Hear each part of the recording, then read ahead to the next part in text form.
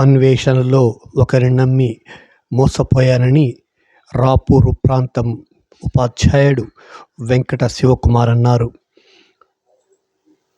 బుధవారం నెల్లూరు నగరంలోని ప్రెస్ క్లబ్లో ఆయన పాత్రికేయుల సమావేశంలో మాట్లాడారు. వెంకట శివకుమార్. నేను రాపూర్ మండలం గర్వినపెంట స్కూల్లో టీచర్గా పనిచేస్తున్నాను.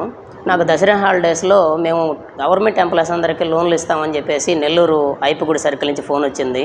అయ్యా, నాకు ఆల్రెడీ ఎస్బీఐలో 15 లక్షలు లోన్ ఉంది, నాకు ఎలిజిబుల్ కూడా ఈ రీసెంట్గా నేను కనుక్కుంటే లేదన్నారంటే ఏమీ ఇబ్బంది లేదు, అయినా మేము చేస్తాం, మీరు ఎడదాకా రండి అని అంటే ఇంకా నేను వెంటనే ఇమ్మీడియట్గా నమ్మి వచ్చి కలిశాను.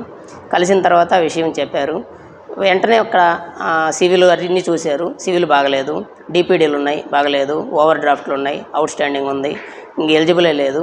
ఇంకా అక్కడ దాకా రమ్మని చెప్పి చివరికి మీరు ఆగండి, కొంచెం నైట్ వరకు ఆగండి, మాట్లాడండి, ఇదిగో ఆయన మేనేజర్, ఈయన ఆర్ఓ ఆఫీస్ నుంచి మేనేజర్, వీళ్ళందరూ మా దగ్గరకు వస్తుంటారు, పైకి వెళ్తారు, మీకు అంతా సెట్ చేస్తాం, అంతా మాట్లాడేసినాను, కొంచెం కమిషన్ ఖర్చు అవుద్ది అని చెప్పి అప్లికేషన్లు అన్నీ అక్కడే ఫిలప్ చేసేసి బ్యాంకుకి పంపించడం, 20 లక్షల రూపాయలు లోన్ శాంక్షన్ చేయడం.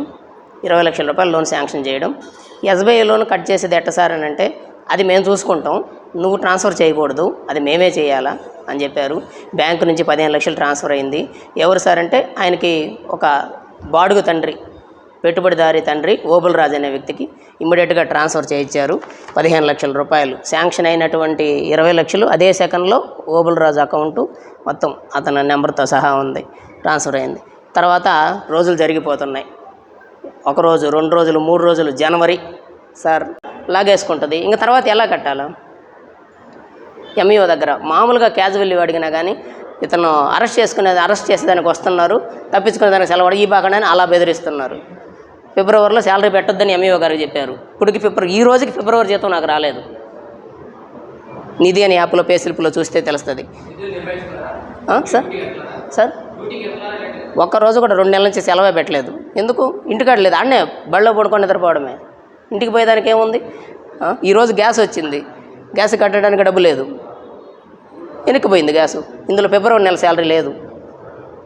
నిధి యాప్లో డిసెంబర్ ఉంది, జనవరి ఉంది, మార్చి ఉంది, ఇప్పుడు మేది కూడా అప్రూవ్ అయింది, ఫిబ్రవరి జీతం లేదు.